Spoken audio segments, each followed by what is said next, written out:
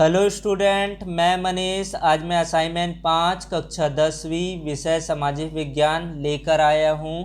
अगर वीडियो अच्छा लगे तो लाइक करें, शेयर करें और सब्सक्राइब करें। इस असाइनमेंट का पीडीएफ नोट्स टेलीग्राम चैनल पर उपलब्ध है, जिसका लिंक मैंने डिस्क्रिप्शन बॉक्स में दिया है, वहां पर जाकर चेक कर सकते हैं। इस असाइनमेंट का प्रश्न क्रमांक पहला है, किसी देश में लिंगानुपात कम होने पर क्या होगा।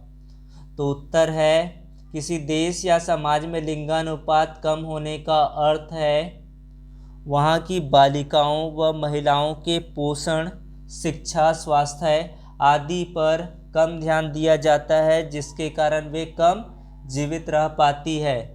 आंकड़ों पर नज़र डालें तो यह पता चलता है कि भारत में स्त्रियों की संख्या पुरुषों की तुलना में लगातार क्या हो रही है, कम हो रही है, जो समाज में स्त्रियों के बढ़ते भेदभाव की तरफ इशारा करती है।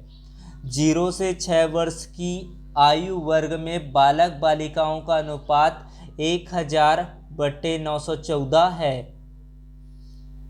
इस असाइनमेंट का प्रश्न क्रमांक दूसरा है, योजनाबद्ध विकास के कारण सरकार की ताकत में वृद्धि कैसे हुई थी। तो इसके लिए उत्तर है, योजनाबद्ध विकास के कारण सरकार की शक्ति में वृद्धि इस प्रकार हुई। पहला पॉइंट है, पंचवर्षीय योजनाओं का प्रस्ताव रखा गया, मिश्रित अर्थव्यवस्था की नींव रखी गई। जबकि तीसरा पॉइंट है, कृषि के लिए सिंचाई योजनाएं बनी। चौथा पॉइंट है, औद्योगिक विकास से कृषि पर भार कम हुआ। इस तरह से 4 पॉइंट मैंने बताया है। उसके बाद प्रश्न क्रमांक तीसरा है, एशिया के 3 देशों भारत, वियतनाम और इंडोनेशिया में स्वतंत्रता के बाद भूमि सुधार हुए, वर्णन कीजिए। सबसे पहले देखते हैं भारत का। तो भारत में स्वतंत्रता के बाद जो भूमि सुधार हुए, पर वियतनाम और इंडोनेशिया की तरह साम्यवाद का भाव नहीं था, बल्कि भारत में लोकतांत्रिक तरीके से भूमि सुधार लागू किए गए। जमींदार प्रथा समाप्त की गई, किसानों को उनके शोषण से मुक्त किया गया। चकबंदी प्रणाली द्वारा भूमि का सामूहिकरण किया गया। यहाँ जमींदारी प्रथा समाप्त की गई, लेकिन जमींदारों के साथ हिंसा या दुर्व्यवहार नहीं गया। जबकि वियतनाम में जमींदारों को मारा गया था। अब देख लेते हैं वियतनाम में जमींदारी प्रथा समाप्त करके जोतने वाले किसानों को जमीन का मालिक बनाया गया और हर किसान कितनी जमीन रख सकता है इसकी सीमा बांध दी गई। जमींदारों की संपत्ति जब्त कर ली गई। सदियों के बाद वियतनाम के गरीब किसान और भूमिहीन जमीन क्या हो गए, मालिक हो गए।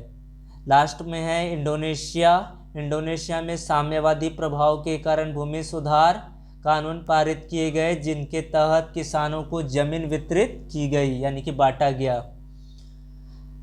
प्रश्न क्रमांक 4 है, भारतीय स्वतंत्रता आंदोलन और अफ्रीका के स्वतंत्रता आंदोलन में क्या अंतर है। तो पहला है, अफ्रीका के अलग अलग क्षेत्रों में अलग अलग देशों का औपनिवेशिक शासन था, जबकि भारत में केवल अंग्रेजों का ही शासन था।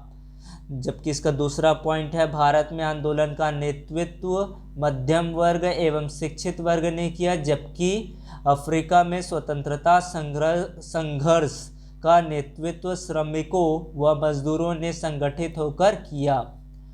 तीसरा पॉइंट है, भारत का स्वतंत्रता संघर्ष में अलग अलग जातियों, क्षेत्रों व भाषाओं के लोगों ने मिलकर भाग लिया।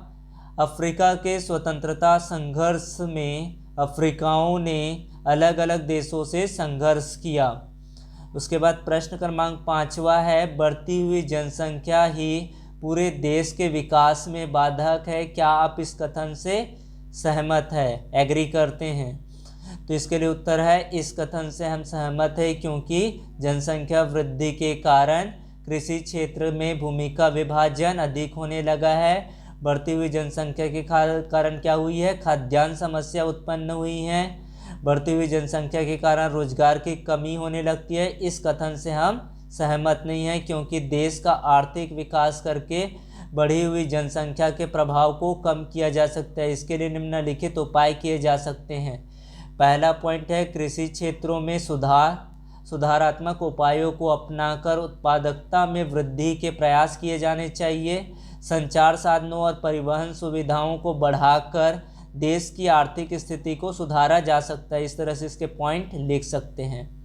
उसके बाद अंतिम प्रश्न है, आपके मत में हमारे लोकतांत्रिक राजनीति के सामने आज क्या चुनौतियां हैं, क्या चुनौतियां फेस कर रहे हैं? तो आज हमारे लोकतांत्रिक राजनीति के सामने निम्नलिखित चुनौतियां हैं। पहला पॉइंट है भ्रष्टाचार।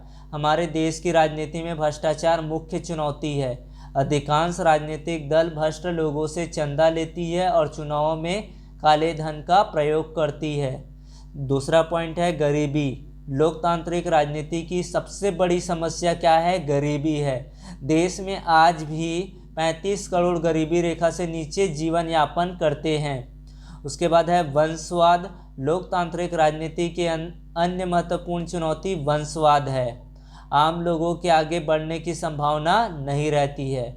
जबकि चौथा पॉइंट है राजनीति का अपराधीकरण। जब चुनाव होते हैं तो पार्टियां इस बात पर ध्यान देती है कि कौन सी प्रत्याशी अधिक पैसा खर्च कर सकता है, व्यक्ति कैसा है, इस बात पर ध्यान नहीं दिया जाता है। संसद में 25% से अधिक सदस्य आपराधिक पृष्ठभूमि के होते हैं। इस तरह मैंने सामाजिक विज्ञान के सारे क्वेश्चन का आंसर मैंने समझा के बताया है। इसके आधार पर अपने असाइनमेंट को अच्छी तरह से कंप्लीट कर सकते हैं। आई होप मैंने जितनी बातें समझाया है वो समझ में आया होगा। Thank you. चैनल को सब्सक्राइब अवश्य करें। Thank you.